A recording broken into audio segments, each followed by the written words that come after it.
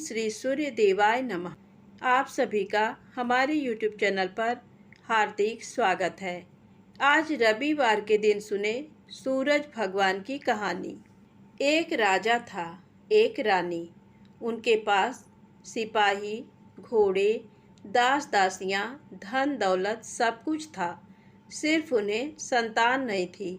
इसी कारण राजा रानी बहुत ही दुखी रहते थे। संतान प्राप्ति के लिए उन्होंने हर तरह का दान धर्म, धार्मिक अनुष्ठान, जप मंत्र, व्रत, पूजा पाठ किए, लेकिन कोई फायदा नहीं हुआ। अब राजा रानी दोनों ही बुढ़ापे की ओर बढ़ते गए। बुढ़ापे की ओर बढ़ते गए तो होता क्या है कि दोनों गहन सोच में पड़ गए। अब हमारे इतने बड़े राज्य का क्या होगा? कौन बनेगा इस राज्य का वारिस? कौन लेगा प्रजा की जिम्मेदारी? राजा रानी दिन रात इसी चिंता में घुलने लगे। उन्हें खाने पीने की भी सुध नहीं रहती। तो एक सुबह राजा के दरबार में एक साधु आता है। तो दासी रानी को इत्तिला करती है। तब वह दासी से कहती है, ये मेरा अंतिम दान धर्म है। इसके बाद मैं अपने हाथों से कोई दान धर्म नहीं करूँगी। रानी चावल भरा छाछ हाथ में लेकर बाहर आती है और साधु की झोली में भिक्षा डालने आगे बढ़ती है। तो उसके चेहरे पर छाई उद्विग्नता साधु की दृष्टि में आती है। वह उससे पूछता है, रानी साहिबा, क्या हुआ है? आप क्यों इतनी उदास हैं? तब रानी साधु को सारी हकीकत बताती है और सिसकने लगती है। उस पर वह साधु कुछ पल गंभीर हो जाता है और कहता है, चिंता मत करना रानी साहिबा, आपकी संतान की इच्छा पूरी हो जाएगी। आपकी कोख से एक पुत्र जन्म लेगा। मात्र वह 14 साल तक ही आप लोगों को मिलेगा। उसके आगे वह इस मृत्यु लोक में नहीं रह पाएगा। इससे बढ़कर आपको कुछ देना मेरे लिए संभव नहीं है। अपनी बात पूरी करते उसने अपनी झोली में हाथ डाला, थोड़ी सी भभूत निकालकर रानी को दी और कहा, आप और महाराज दोनों इसे बांटकर ग्रहण करना। तुम्हें जल्द ही पुत्र प्राप्ति होगी। इतना कहकर साधु अपनी राह चला गया। उसके जाने के बाद रानी सोचने लगी, 14 साल तो 14 साल ही सही। उतने समय के लिए हमें पुत्र मिलेगा, यही काफ़ी है। उतने साल तक मैं उसे जी जान से बड़ा करूँगी। उसे ढेर सारा प्यार दुलार दूँगी। अपनी संतान की मुराद पूरी करूँगी। उस रात अपना सारा राजकाज खत्म करके राजा जब रानी के महल में गए तो रानी ने राजा को सारी बात बताई और साधु की दी हुई भभूत राजा को दिखाकर बोली, साधु महाराज ने ये भभूत हम दोनों को ग्रहण करने को कहा है। राजा बोले, इतना दान धर्म किया, जप तप किया, कोई फल नहीं मिला। अब इस भभूत से हमें संतान प्राप्त होगी क्या? उस पर रानी बोली, जब इतना सब कुछ किया तो अब ये भी सही।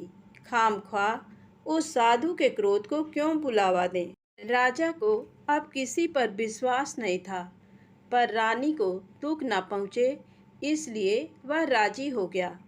राजा रानी दोनों नहाते धोते हैं, फिर अपने भगवान का नाम स्मरण करते हैं, अपने पुरखों को स्मरण करते हैं और उस साधु महाराज का नाम स्मरण करके वह भभूत बांटकर दोनों खाते हैं। उसके बाद दोनों निश्चिंत होकर सो जाते हैं। तो कुछ दिन गुजर जाते हैं और साधु द्वारा कहे अनुसार रानी गर्भवती हो जाती हैं। उस पर राजा रानी दोनों की खुशी गगन में नहीं समाती। राजा रानी से बोला, महारानी, सचमुच साधु महाराज की कृपा हो गई। तो 9 माह 9 दिन और 9 घंटे पूरे होकर रानी ने एक सुंदर गोरे चिट्टे पुत्र को जन्म दिया। राजा ने बड़ी धूमधाम से पुत्र का नामकरण किया। सारे राज्य में 8 दिन तक अन्न संतर्पण रखा, उत्सव मनाया गया। अब पुत्र की कुंडली देखने के लिए राज्य के सबसे विद्वान पंडित जी को बुलाया। तो कुंडली देखकर पंडित जी बड़े चिंतित हो गए। कहने लगे, महाराज, हमारा राजपुत्र सिर्फ 14 साल तक हमारे पास रहेगा। राजा को इस बात की भनक थी ही, रानी को भी। साधु महाराज की बात याद थी। दोनों चुप रह जाते हैं। उसके बाद राजा और रानी बड़े प्यार से बेटे की परवरिश करते हैं, उसकी हर ख्वाहिश पूरी करते हैं। थोड़े समय के लिए ही सही, भगवान ने संतान की अपनी मुराद पूरी कर दी। इससे वे समाधान मानते हैं। राजपुत्र दिन प्रतिदिन बड़ा होता है।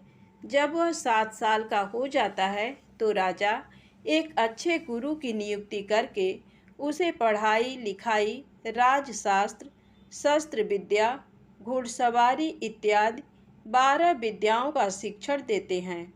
जब वह सब शास्त्र विद्या में पारंगत हो जाता है और 12 साल की उम्र का हो जाता है, तब एक अच्छी सी राजकन्या खोजकर उसकी शादी कर देते हैं।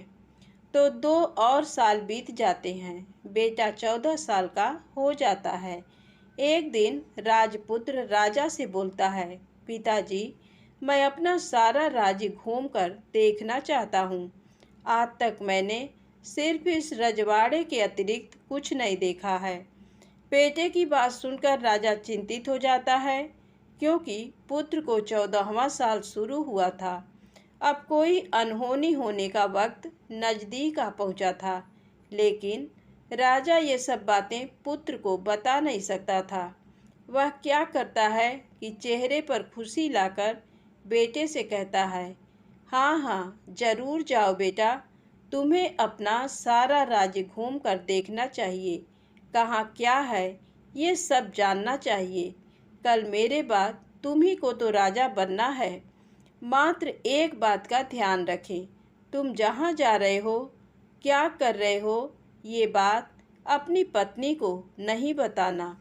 पुत्र कहता है, ठीक है पिताजी, आपने जो कहा है मैं वैसा ही करूँगा।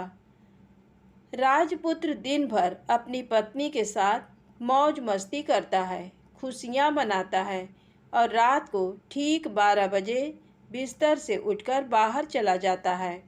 फिर पौ फटने से पहले वापस अपने महल में आकर सो जाता है। ऐसे बहुत दिनों तक चलता रहा। अब पुत्र का 14वां साल खत्म होने में कुछ दिन ही बाकी रहते हैं। इतने में उसकी पत्नी यानी छोटी रानी रात में जाग जाती हैं। वह देखती हैं कि बिस्तर पर राजपुत्र नहीं है। वह महल में सब जगह देखती हैं, तो राजपुत्र कहीं भी नजर नहीं आता। तो वह क्या करेगी, किससे कहेगी? वह चुपचाप रहती है। फिर भोर होने पर वह देखती है कि उसका पति अपनी जगह सोया हुआ है। वह पति से कुछ नहीं पूछती, लेकिन दूसरी रात भी वैसे ही होता है। तीसरी रात, चौथी रात, ऐसे बहुत दिन तक चलता है। रानी बहुत ही चिंतित हो जाती है। पति रात को जाता कहाँ है, किससे मिलने जाता है? उसके मन में ढेर सारे सवाल उठते हैं, लेकिन उसे पूछने में डर लगता है। शायद पति गुस्सा कर बैठे। सास ससुर से पूछने के बारे में सोचा तो उसकी कुल मर्यादा बीच में आ जाती थी। तो इस तरह मन ही मन वह कुढ़ती रहती थी। इस हालत में उसे खाने पीने में दिलचस्पी नहीं होती। वह दुबली पतली हो जाती है। तो उस राज्य में फूल बेचने वाली एक बूढ़ी मालिन थी। वह हमेशा छोटी रानी को फूल देने उसके महल में आती थी। उस बुढ़िया का ध्यान छोटी रानी पर जाता है। वह उससे पूछती है, बेटी, तुम्हें किस बात का दुख है? तुम इस तरह सूखकर कांटा क्यों बनी हो? उस पर रानी कहती है, क्या बताऊं तुम्हें अम्मा, तुम्हारा राजपुत्र हर रात बिस्तर पर से उठकर कहीं चला जाता है और सुबह भोर होते ही वापस आकर सोता है। वह कहाँ जाता है? प्रेमिका से मिलने जाता है क्या? ये सोच सोचकर मैं अन्न जल ग्रहण नहीं कर पाती और सूख सूख कर इस तरह कांटा बन गई हूँ। बुढ़िया सब बात सुनकर उसे एक उपाय बताती है। तो बेटी ऐसा करना, आज रात तुम सोना मत, उसके पीछे जाकर देखना कि वह कहाँ जाता है, क्या करता है, उसकी अच्छी तरह से पहरेदारी करना। पर मुझे नींद आ गई तो? तुम्हें नींद ना आए इसलिए एक काम करना, अपने बाएं हाथ की उंगली में एक जख्म करना, उस पर थोड़ी सी मिर्च छिड़कना, उससे तुम्हें बड़ी जलन होगी और उस पीड़ा से तुम्हें रात भर नींद नहीं आएगी। रानी बुढ़िया के कहे अनुसार करती हैं। उंगली की जलन से उसे बड़ी देर तक नींद नहीं आती, लेकिन बाद में वह सो जाती है। दूसरे दिन सुबह बुढ़िया फूल लेकर उसके महल में पहुंचती है और पूछती है, क्या हुआ बेटी, देख पाई पति कहाँ जाता है? रानी कहती है, नहीं अम्मा, पहले कुछ समय जलन के कारण मुझे नींद नहीं आई, पर कुछ देर पश्चात मैं सो गई। बुढ़िया कहती है, कोई बात नहीं, आज तुम उंगली पर पहले से थोड़ा बड़ा जख्म करना और ज़्यादा मिर्च लगाना। तो रानी वैसे ही करती है, परंतु वह सिर्फ पति के बिस्तर से उठकर बाहर निकलते वक्त तक जाग पाई। वह उसके पीछे नहीं जा सकी, क्योंकि उसकी आंखें उस समय तक मुद गई थी। दूसरे दिन सुबह बुढ़िया आती है तो उसने पूछने से पहले ही रानी रो कर कहती है, अम्मा, मैं आज भी उनकी पहरेदारी ठीक तरह नहीं कर पाई।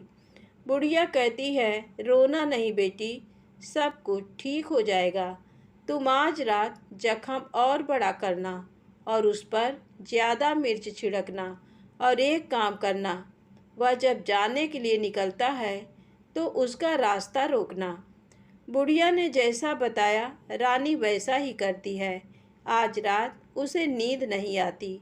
पति रात 12 बजे बिस्तर से उठकर जब महल से निकलने के लिए चलने लगता है तो वह बुढ़िया ने जैसे बताया वैसे ही करती है। दौड़ कर जाकर पति का रास्ता रोकती है और कहती है, कहाँ जा रहे हो, किससे मिलने जा रहे हो, मुझे बताओ। राजपुत्र उसे समझाने की बहुत कोशिश करता है। देखो, अगर मैंने तुम्हें वह बताया तो मैं तुम्हें दोबारा नहीं मिल पाऊंगा। रानी कहती है, कोई बात नहीं, ना मिल पाओ, लेकिन आप रात के समय कहाँ जाते हो ये मुझे पहले बता दीजिए। राजपुत्र निरुपाय हो जाता है।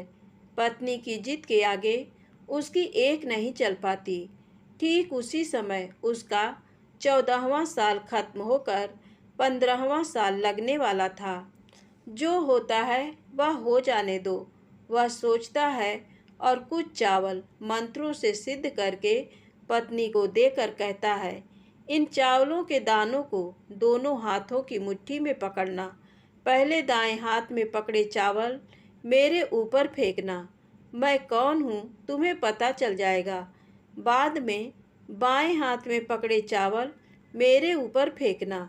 मैं जैसा था तुम्हें मिल जाऊंगा, लेकिन यदि तुम बाएं हाथ के चावल मेरे ऊपर फेंकना भूल गई तो मैं तुम्हें कभी नहीं मिल पाऊंगा। रानी ने कहा, नहीं भूलूंगी।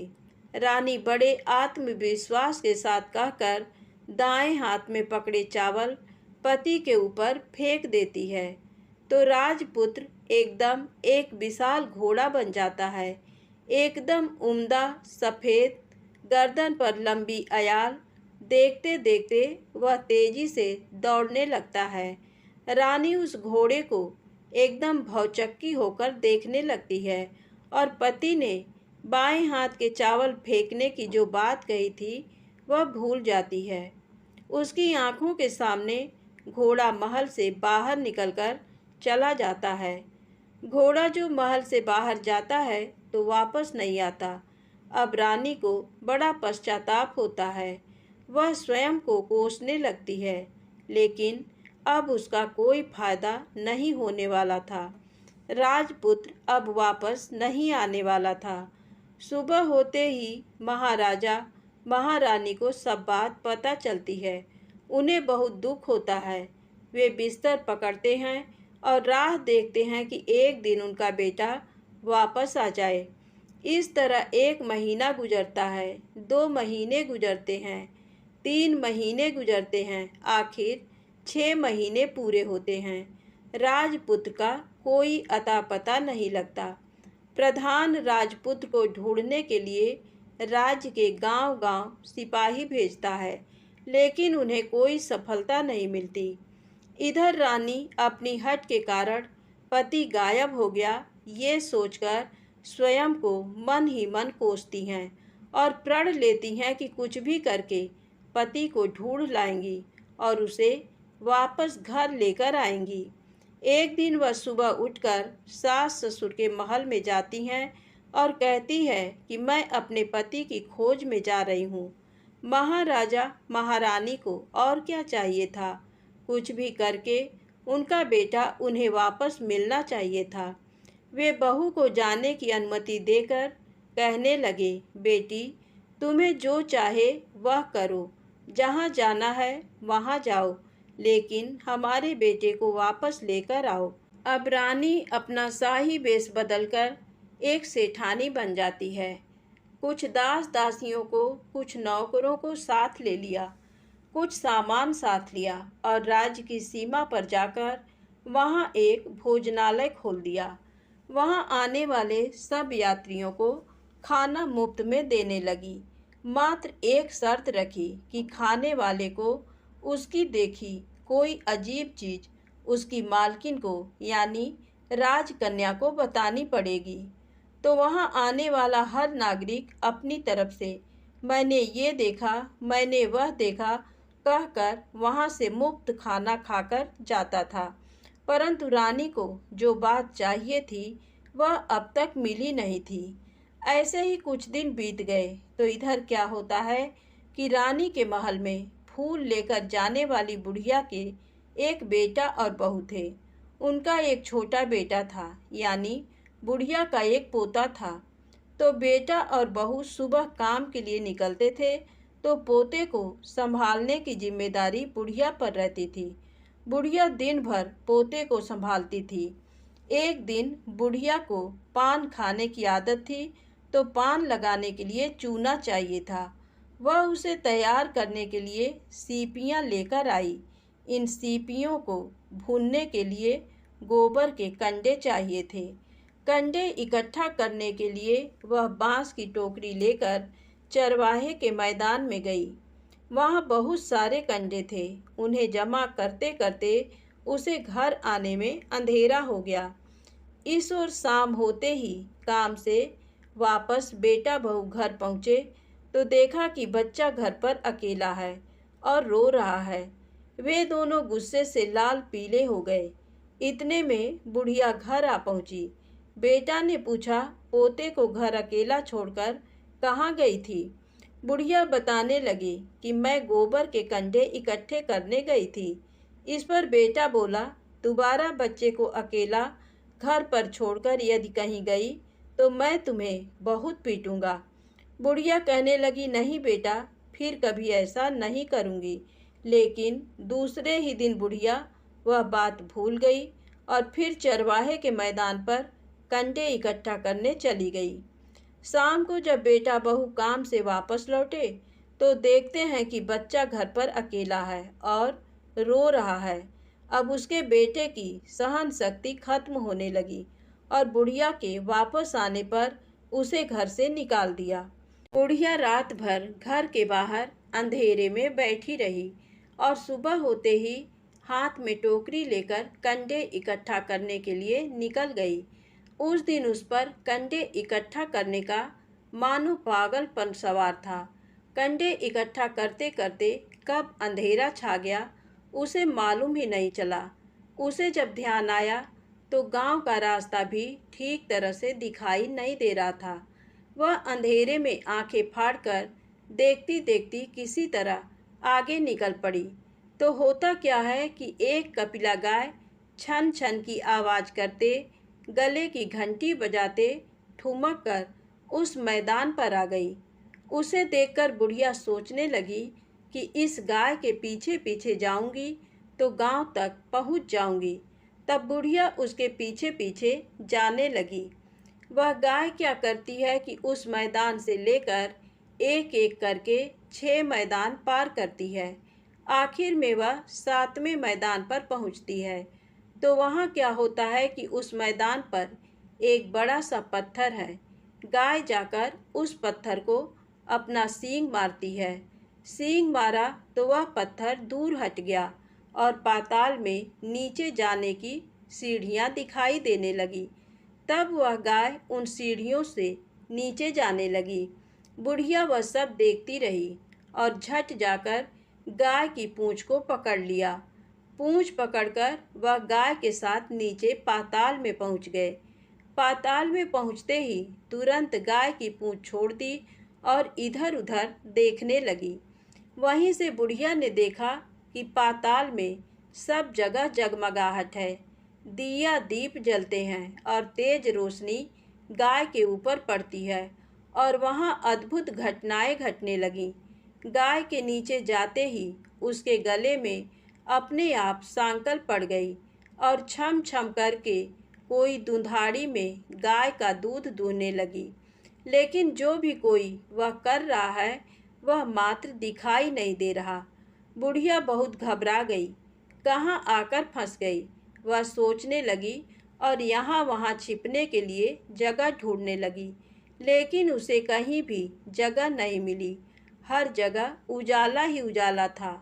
तो वह यूँ एक कोनों में खड़ी रह गई और जो कुछ सामने हो रहा था उसे चुपचाप देखने लगी।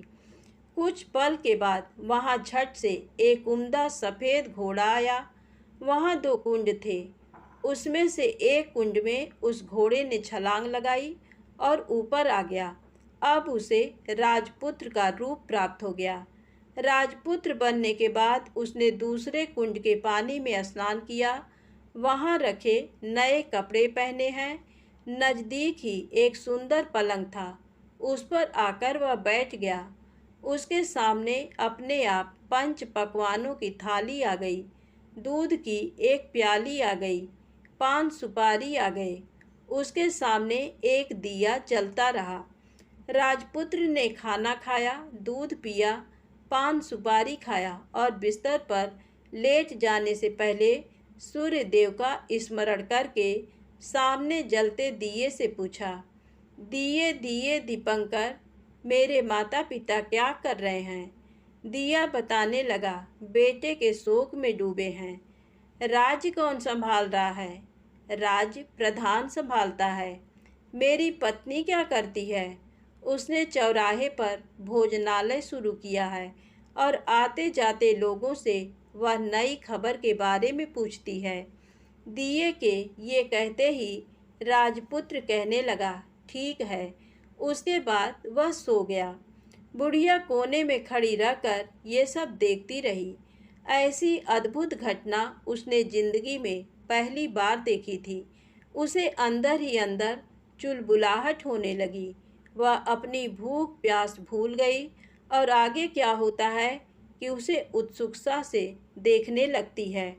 लेकिन उसके बाद और कुछ घटनाएं नहीं घटती। रात गुजर गई और सुबह हो गई।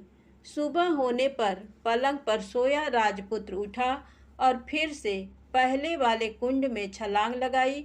तो अब वह फिर से घोड़ा बनकर कुंड से बाहर आ गया। बाहर आते ही वह तेजी से उस पाताल नगरी से बाहर निकल गया। लेकिन वह कहाँ गया, बुढ़िया को कुछ पता नहीं चला। उसके बाद पिछली रात की तरह कोई उस गाय का छम छम करके दूध दोहने लगा। जैसे ही दूध दुहाना खत्म हुआ, उसके गले की सांकल अपने आप खुल गई और वह गाय तेजी से ऊपर जाने वाली सीढ़ियाँ की ओर भागने लगी। गाय को दौड़ते देखकर बुढ़िया सोचने लगी, अब गाय के साथ यहाँ से ऊपर जाना ही समझदारी है, नहीं तो कोई मुसीबत आकर मेरे ऊपर टपक जाएगी। झट से उसने गाय की पूँछ पकड़ ली और गाय के साथ ऊपर आ गई। गाय जब ऊपर मैदान में पहुंची तो उस सुरंग का रास्ता अपने आप बंद हो गया और उसके मुंह पर एक बड़ा सा पत्थर पूर्ववत खड़ा हो गया। ऊपर आकर वह गाय जंगल की ओर निकल गई। इधर बुढ़िया एकदम बावली सी हो गई। उसने पाताल नगरी में जो कुछ देखा वह जल्द से जल्द किसी को बताने के लिए उतावली हो उठी। उसे एकदम याद आया कि नगर की सीमा पर कोई औरत भोजनालय चलाती है और नई बात बताने वाले को अच्छा खाना पीना मुफ्त में देती है। वह सोचने लगी कि क्यों न मैं ये बात उस औरत को जाकर बताऊं। यदि उसे ये बात पसंद आ गई तो बाकी जीवन खाने पीने की झंझट से मुक्ति मिलेगी। बुढ़िया ने मन में तय किया और तुरंत उस भोजनालय के द्वार पर टंगे नगाड़े के सामने खड़ी हो गई और जोर जोर से नगाड़ा बजाना शुरू कर दिया। नगाड़े का इस तरह शोर सुनकर मालकिन यानी छोटी रानी मन में प्रसन्न हो जाती हैं कि शायद कोई बड़ी बात लेकर यहाँ आया है। रानी सिपाहियों को आदेश देती है, जाइए और जो कोई आया है उसकी अच्छी खातिरदारी कीजिए। आदेश पाते ही सिपाही नीचे दौड़ गए तो एक बुढ़िया नगाड़ा बजा रही है। उन्होंने पूछा, क्यों री बुढ़िया, क्या हुआ, क्यों नगाड़ा बजा रही हो? बुढ़िया बोली, कुछ नहीं बेटा, यहाँ खाना मिलता है ना, इसलिए आई हूँ। खाना चाहिए, मिलेगा, लेकिन तुझे कोई नई बात बतानी पड़ेगी। हाँ बताऊंगी, एक बात मालूम है मुझे। इस पर सिपाही उसे अंदर लेकर आए। उनको मालकिन का आदेश था कि जो कोई बूढ़ा बुजुर्ग वहाँ आए उनके साथ अच्छी तरह पेश आना, उनका अच्छा आदर आतिथ्य करना। तो सिपाही ने उस बुढ़िया का भरपूर आदर आतिथ्य किया। उसे बड़ी सी थाली भरकर व्यंजन परोसते हैं। बुढ़िया कुछ दिनों से भूखी थी, वह खाने पर टूट पड़ी। खाना खाने के बाद सिपाही ने उसे नई साड़ी पहनने को दी। उसके बाद उसे लेकर रानी के पास आए। बुढ़िया और रानी ने तुरंत एक दूसरे को पहचान लिया। बुढ़िया बोली, बेटी तुम? और रानी बोली, अम्मा तुम? बड़ी देर तक दोनों भांति भांति की बातें करती रहीं।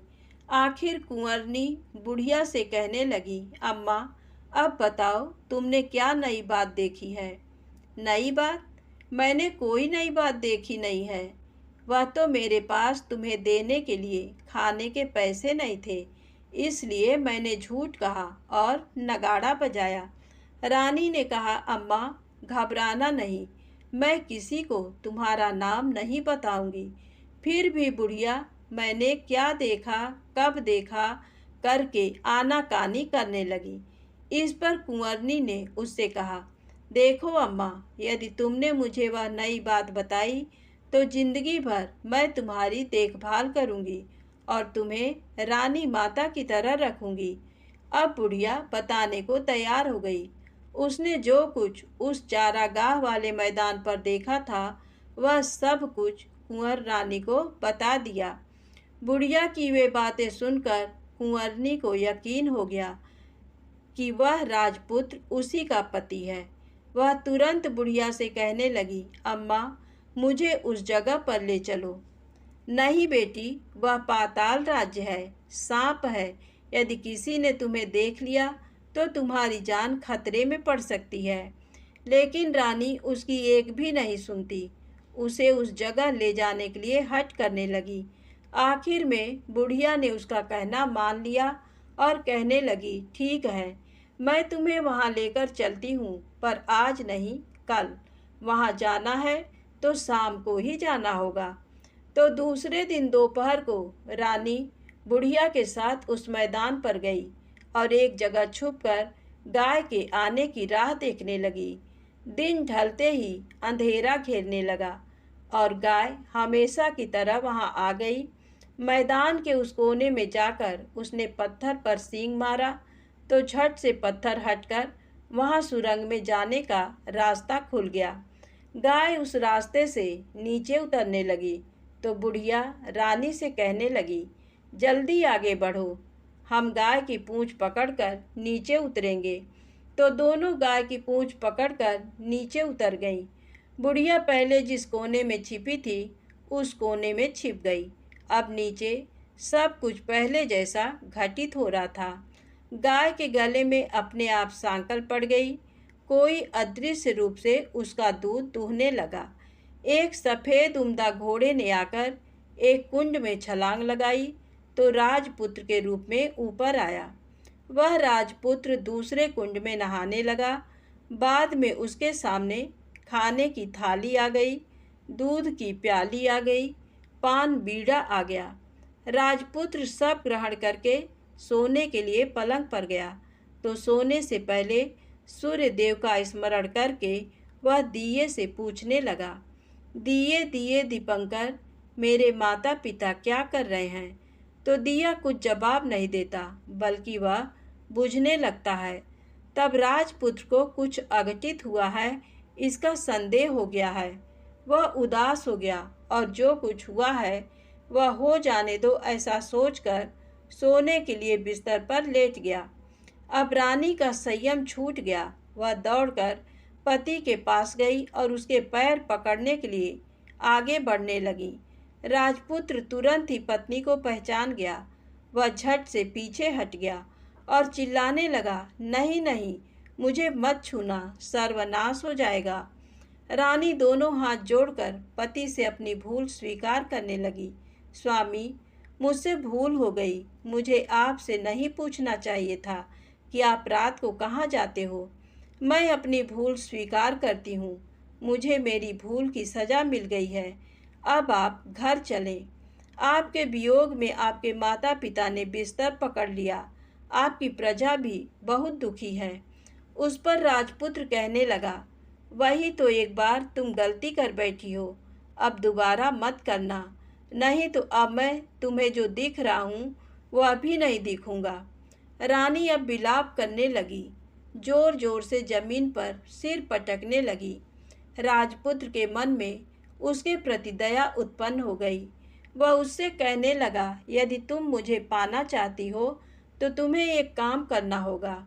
काम कठिन है, लेकिन वह तुम्हें अकेले करना होगा। रानी ने कहा, कहो स्वामी, कितना भी कठिन काम हो मैं वह पूर्ण करूंगी। रानी कहने लगी। इस पर राजपुत्र ने उसे बताया, इस पाताल से ऊपर जाते ही तुम्हें एक घना जंगल नजर आएगा। ऐसे 6 जंगल पार करने के पश्चात 7वां जंगल मिलेगा। वह जंगल सबसे घना है। उस जंगल में बीचों बीच एक पीपल का पेड़ है। उसके आसपास की जगह पत्ते, फंदे, जटाएं, कांटे इत्यादि से ढक चुकी हैं। वहाँ बाघ, शेर, भालू, सांप सभी धमा चौकड़ी बैठती है। तुम्हें उन सबको भगाकर वह जगह साफ करनी है। उसको गोबर से लिपाई करके पवित्र बनाना है, रंगोली से सजाना है। उसके बाद वहाँ धूप, कपूर, अगरबत्ती जलानी है। फूल, कुमकुम से पेड़ की तने की पूजा करनी है। दूध, दही से बने चावल का भोग चढ़ाना है। ये सब तुम्हें दोपहर को 12 बजने के पहले करना है। 12 बजने के समय तुम्हें उस जगह पर बैठकर सूर्य भगवान का ध्यान करना है। ठीक 12 बजे सूर्य भगवान का रथ वहाँ उतरेगा। वे वह सब देखकर खुश हो जाएंगे और कहेंगे, जिस किसी ने ये सब किया है उसे मैं मनचाहा फल दूंगा। तो तुम सामने जाकर उसके रथ का दाहिना घोड़ा मांगना, मैं तुम्हें मिल जाऊंगा। इतनी बात कहकर राजपुत्र अपने पलंग पर सो गया और छोटी रानी भोर होने की राह देखने लगी। भोर होते ही वह बुढ़िया के साथ गाय की पूंछ पकड़कर ऊपर आ गई। ऊपर आने के बाद वह बुढ़िया से कहने लगी, अम्मा, अब मैं अकेले ही आगे जाऊंगी, तुम भोजनालय वापस जाओ। वह जंगल में जाकर राजपुत्र की बताई जगह ढूंढने लगी और स्वयं आरी से वह जगह साफ कर दी। बाद में राजपुत्र ने जैसे बताया वैसी लिपाई पुताई करके वापस आ गई।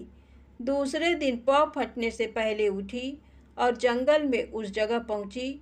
वहां जाकर इत्र, गुलाब का पानी छिड़क कर वह जगह सुगंधित की। धूप अगरबत्ती जलाकर उसे पवित्र किया और पूजा की। सब सामग्री वहां तैयार रखकर सूर्य भगवान का ध्यान करने बैठ गई। जैसा कि पति ने बताया था, दोपहर को ठीक 12 बजे सूर्य भगवान का रथ उस पीपल के पेड़ पर आकर रुका है।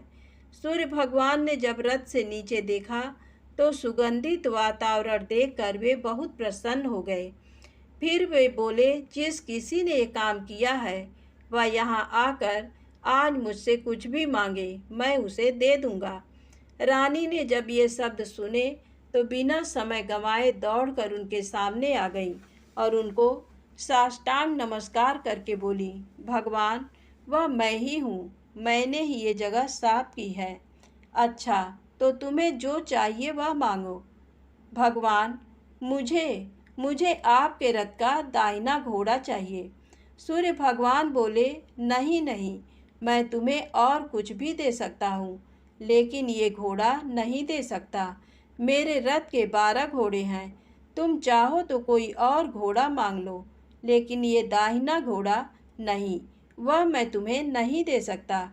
छोटी रानी एक नहीं सुनी, वह सूर्यदेव से एक ही बात कह रही थी, वही दाहिना घोड़ा दे दीजिए, नहीं तो मैं आपके पैरों में गिरकर अपनी जान दे दूंगी। अब सूर्यदेव धर्म संकट में पड़ गए। उन्होंने वचन दे दिया था, अब अपने वचन से पलट भी तो नहीं सकते थे। तब सूरज भगवान ने बोला, मैंने तुम्हें घोड़ा दे दिया, लेकिन घोड़ा तो दिया है, वह तुम्हें यहाँ नहीं मिलेगा, तुम्हें उसे पाताल में जाकर लाना होगा।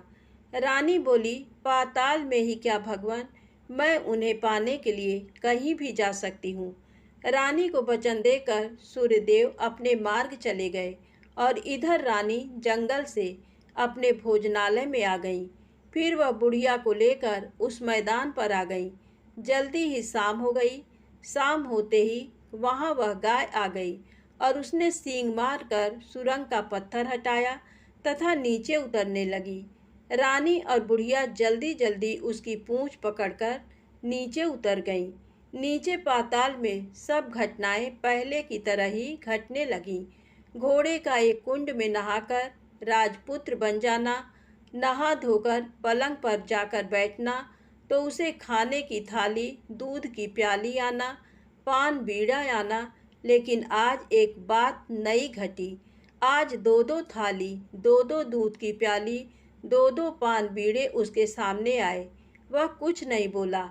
अपने हिस्से की थाली खाकर, दूध पीकर और पान बीड़ा चबाकर वह सोने चला गया और हमेशा की तरह दिए से पूछने लगा, दिए दिए दीपंकर, मेरे माता पिता क्या करते हैं?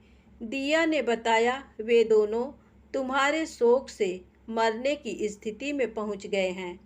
ऐसा झट से उसकी आंखों से आंसू टपकने लगे। फिर वह पूछने लगा, दिए दिए दीपंकर, मेरा राज्य कौन चला रहा है? तुम्हारा राज्य प्रधान चला रहा है और वह सब कुछ हड़प चुका है। वह प्रजा पर बहुत अत्याचार कर रहा है। सुनकर राजपुत्र को बहुत गुस्सा आया। वह गुस्से से अपनी मुट्ठी भींचने लगा। अब वह पूछने लगा, दिए दिए दीपंकर, मेरी पत्नी क्या कर रही है? अब दिया कुछ नहीं बोला, चुप रहा। अब रानी का संयम जवाब दे गया। वह दौड़कर पति के गले लग गई। अब मैं तुम्हें मिल गया, राजपुत्र कहने लगा। सच कहते हो, अब आप फिर से घोड़ा तो नहीं बनेंगे? नहीं, दोबारा घोड़ा नहीं बनूंगा। तुमने जो इतने सारे कष्ट उठाए हैं मुझे पाने के लिए, इसलिए सूर्यदेव ने मुझे सदा के लिए घोड़े के जन्म से मुक्त कर दिया है। राजपुत्र ने बड़े प्यार से कहा और उसे गले लगाया, उसके आंसू पोंछे। कुछ देर पश्चात भोर हो गई तो गाय की श्रृंखला टूटकर वह ऊपर भूलोक जाने लगी। रानी, राजपुत्र और बुढ़िया उसकी पूंछ पकड़कर ऊपर आ गए। ऊपर आने पर वे सीधे भोजनालय में पहुँचे। वहाँ का सब सामान लोगों में बांट दिया और उसको ताला लगाकर अपने राज्य में लौट गए। राजपुत्र वापस आता और उसके तेवर देखकर प्रधान घबरा गया। राजपुत्र ने उसे बंदी बनाकर कैद खाने में डाल दिया और राज्य की बागडोर अपने हाथ में ले ली। उसके बाद वह अपने माता पिता को मिलने उनके महल में गया। तब राजपुत्र क्या देखता है कि उसके माता पिता उसके शोक में अस्थिपंजर बने हुए हैं। पुत्र को वापस आया देखकर मरड़ा सन राजा रानी की आंखों से टप टप आंसू बहने लगे। इन दोनों ने पुत्र को गले लगाया, उसे प्यार से सहलाया। इतना होने के बाद उनके सेहत में एकदम सुधार आने लगा। वे अब बिस्तर से उठकर बैठ गए हैं, पुत्र को आशीष देने लगे। राजपुत्र के आने की खबर तुरंत राज्य भर में फैल गई। प्रजा खुशी से फूली नहीं समाई। प्रजाजन राजमहल के सामने इकट्ठे हो गए। राजपुत्र ने भी उन्हें दर्शन दिए और आज से उन्हें कोई दुख नहीं पहुंचाएगा, ऐसा वचन भी दिया। अब राजा अपने पुत्र का राज्याभिषेक करके उसे सिंहासन पर बिठाता है और बहू को महारानी का दर्जा देता है और स्वयं अपनी पत्नी के साथ ईश्वर स्मरण करते खुशी से दिन बिताता है।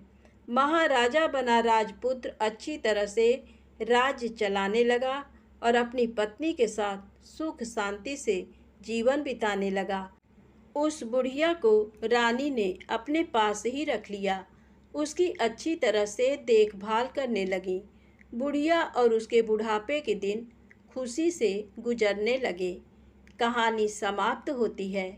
दोस्तों, यदि आपको कहानी अच्छी लगी हो तो कृपया मेरे चैनल को लाइक सब्सक्राइब अवश्य करें। प्रेम से बोलें सूरज भगवान की जय हो।